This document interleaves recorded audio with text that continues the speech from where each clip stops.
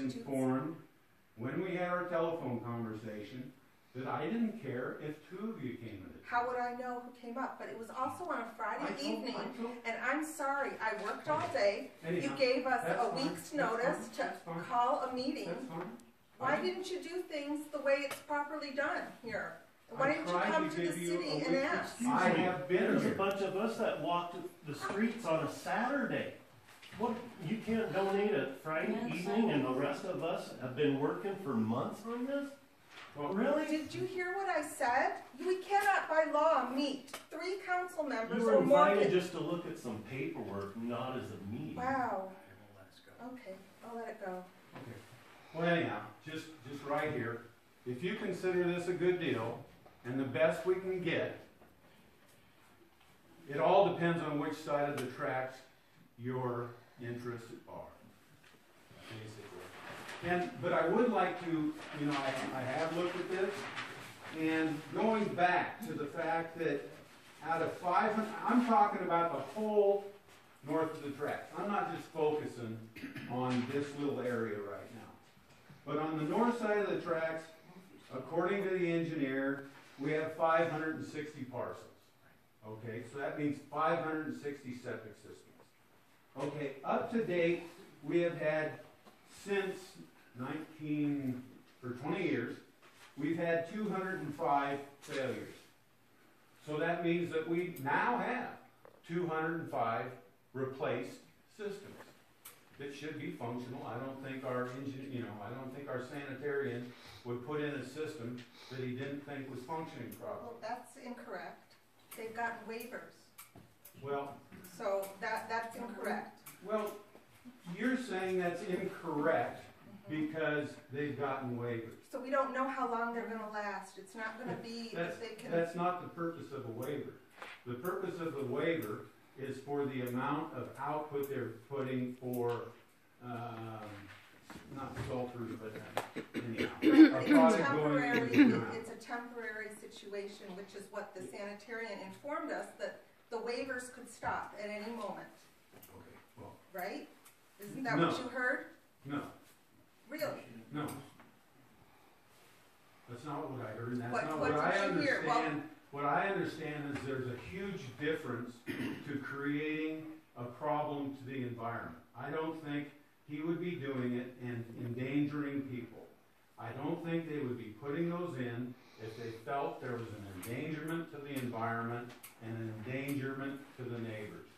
So some of them, yes, maybe they aren't perfect. I don't drive a Cadillac. I drive a pickup truck.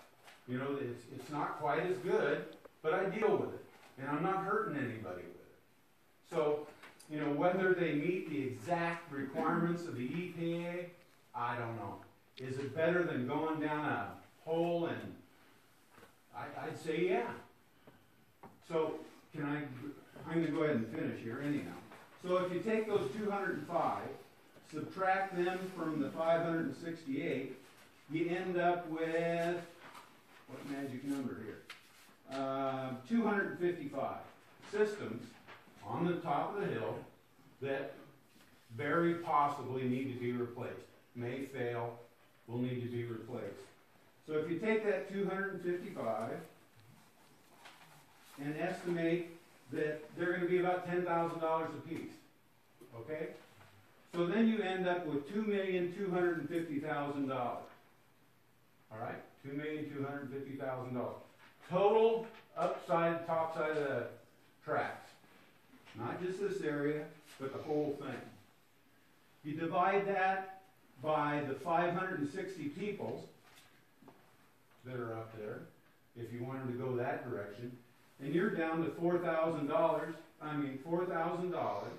If you wanted to sit here right now and said this had to be done right now, and you went out and got just bonding. Nobody was willing to give any money.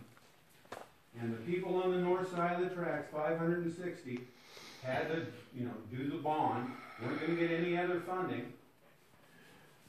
It'd only be $4,000 a month, $4,000 assessment on their property to do it next year.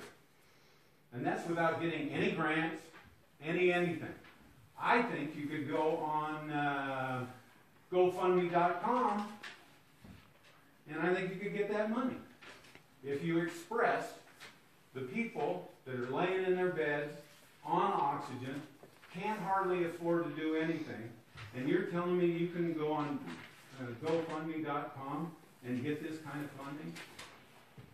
So I disagree with saying, hey, the only way you can do this is on the government's back. I think here's a perfect example that if a little more time was taken on thinking of how to really fund this project, it could be done without putting $4,800,000 on the backs of the lowest income people we have in this town. Thank you. Thanks, Ron. Any further discussion? I had a comment on something that he said, that repeating what former Mayor Sheets said. I grew up with the myth of the Trojan horse. And one of the sayings that I always heard was, beware horses, or whatever, Greeks bearing gifts. Greeks bearing gifts. And this is what our federal government has become, a Greeks bearing gifts. Nobody in this town was told to see if they wanted the gift. It's just here. Well, the gift that you're going to be giving to us is a 25 or more % increase in our taxes. That's based on year 3, the person's, the promoter's 300 and something per year increase in property tax. So, when do we get to vote on it? We elect you to represent us. Government is supposed to represent and protect people from that kind of tyranny. You know, no offense to anybody in here, but this is just wrong. 25% of people get to sit on their hands and they get a vote, while 75% go out and vote and they don't count. That sounds like the way we elect presidents. Yeah, look what you got. Thanks, Jim. Thank you. I guess what I'd like to say is that I favor what Ralph says. I would like to see if we could come up with some more money to make this more palatable, because I think that we're doing basically $90 a month. That's just too high. And I know exactly what you're saying. But that was, I didn't see these numbers until tonight, the 57 and 63%. And, you know, I have a hard time voting for something that more than half of the people are opposing. Whether it's 75% by the legislature, I don't know what they came up with that number. But I think when the majority of these residents are against, I have a hard time believing that. This is wrong. And as Shawnee pointed out a couple of weeks ago, well, in January, from her research, all the people that do have low income in these areas, it's fantastic.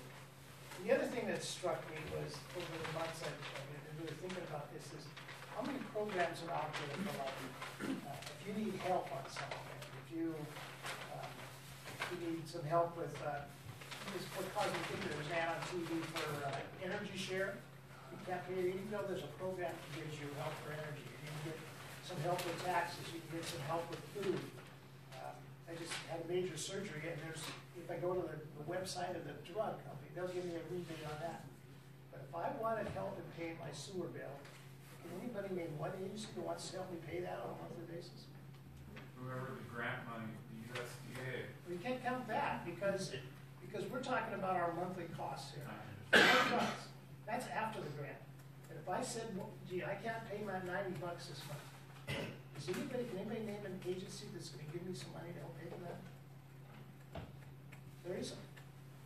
So whatever we do, if we approve this, then we're sticking, that's a terrible word, I apologize for that, these people with an obligation of $90 a month. And as Shawnee pointed out so succinctly, there's just a lot of people who simply cannot afford that. They simply cannot afford an extra $90. And I'll talk to you later about those numbers. I think you're missing something there. No, I'm not. No, I think, but that's No, later. I'm not. But until that number moves. That's later.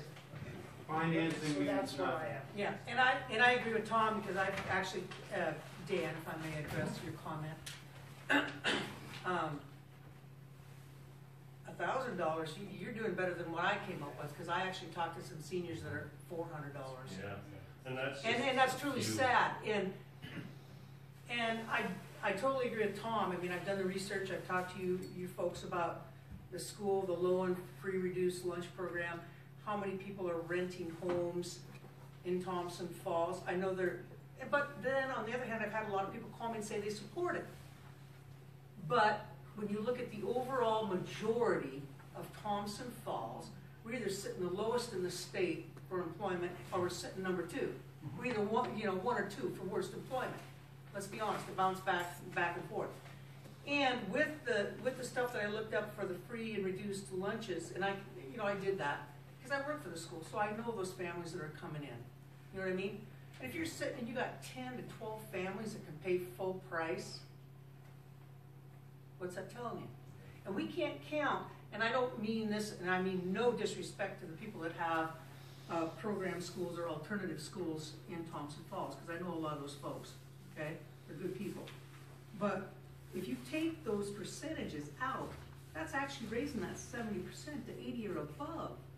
Because see, those kids, their parents live out of state, they're getting X amount of dollars for those kids, and they're going to our system. So they get counted as a number, so that brings that percentage up. But if you took those 40, 50, 60 kids out, that percentage is higher for free and reduced, you know what I'm saying? So there's a lot of things to look at. I would see no problem, in my opinion, we're looking at these percentages that we were given.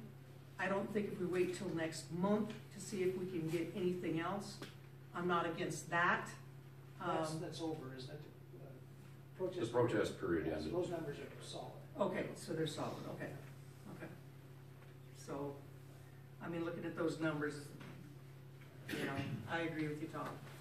If I may, you could look at Superior. That was a retirement home or city. They all moved away. Now it's all the younger people that work in the sawmill in St. Regis.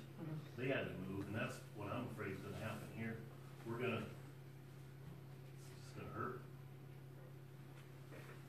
Jim? Just a point of information.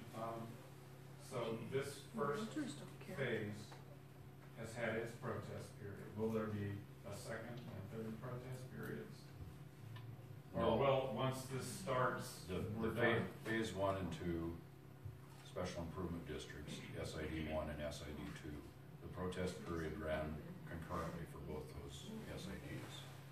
And that protest period ended on February 8th. Right, but then there's two Yes. other Yeah. sections. If we progress to phases 3 and 4, yes, they would have a protest period there too, if there were SIDs involved in that.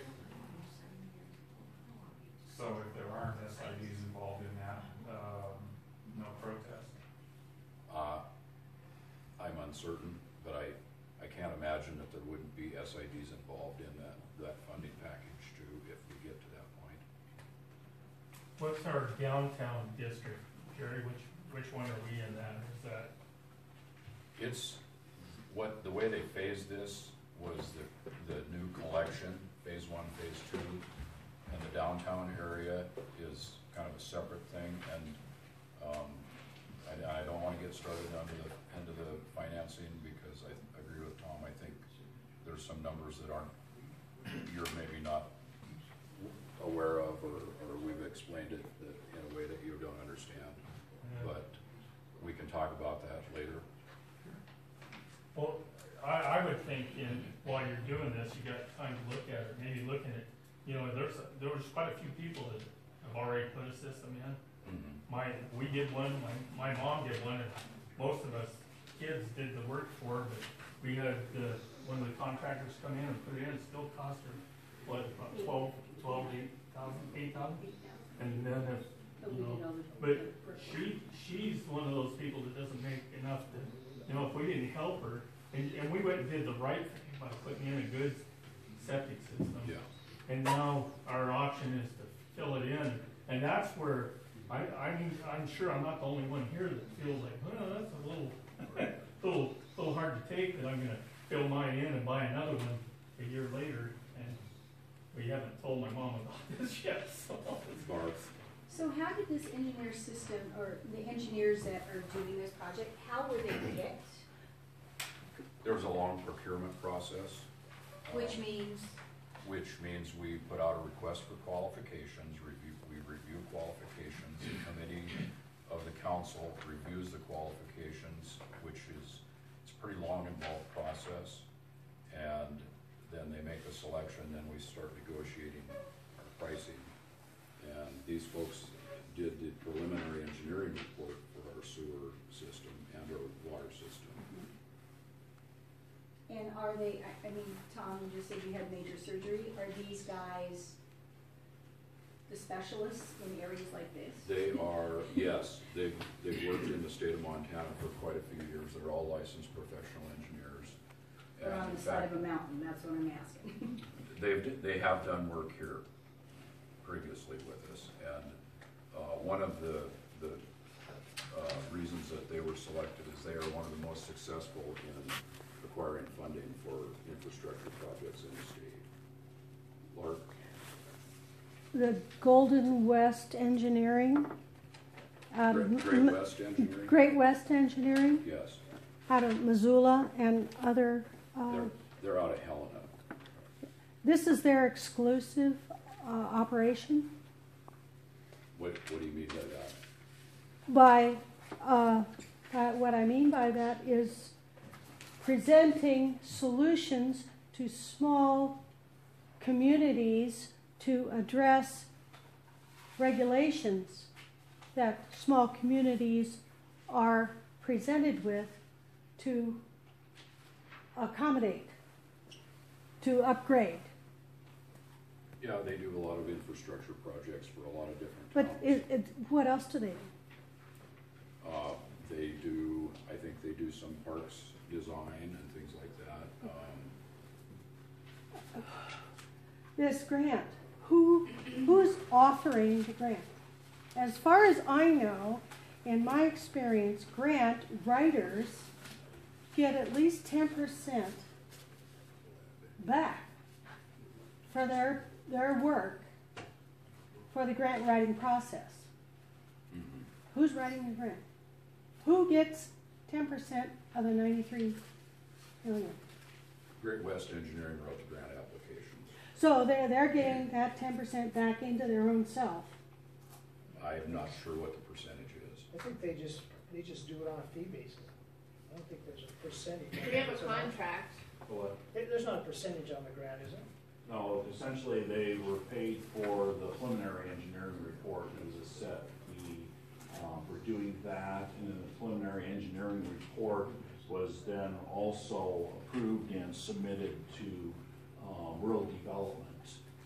And then from there, rural development went ahead and set forth for the grants. They had also then, Great West wrote the grants for the TSEP, which is Treasure State Endowment Program, and also for the RGL through the DNRC, the grants for it. And that would be all into the phase one. And we received a lot of grants for the grant writing. Yeah, you know, for it. So, I mean, it's just like a whole cycle type of thing. Like for the PER, I went and testified to the legislature 2 years ago, and from there, a lady from DNRC heard about our lack of planning, and then, you know, gave me a grant application to where I could apply for grant money to help pay for some of the planning that was going on. And actually, Great West Engineering wrote and submitted the grant for no cost to do that. So with it, you know, they have done some work, you know, just with no pay onto it, just to help us out, because we have been working with them on our PER for the sewer.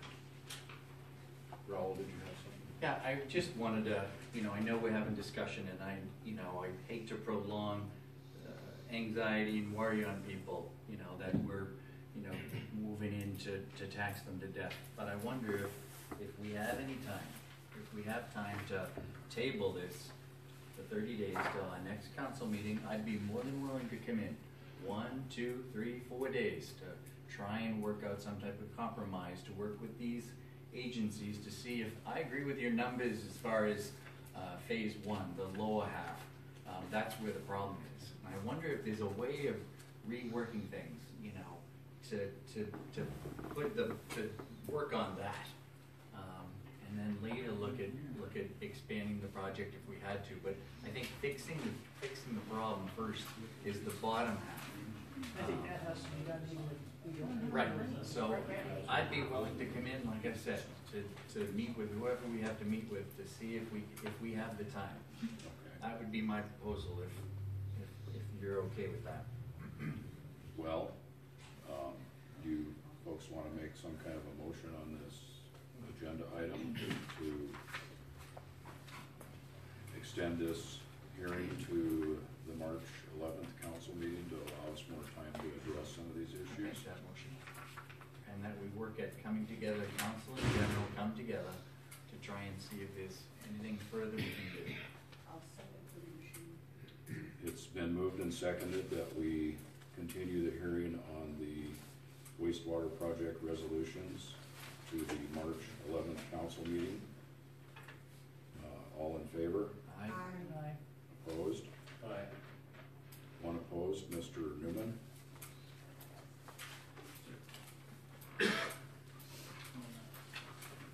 Okay, the next agenda item is abandonment of Bitterroot Avenue. I explained this in my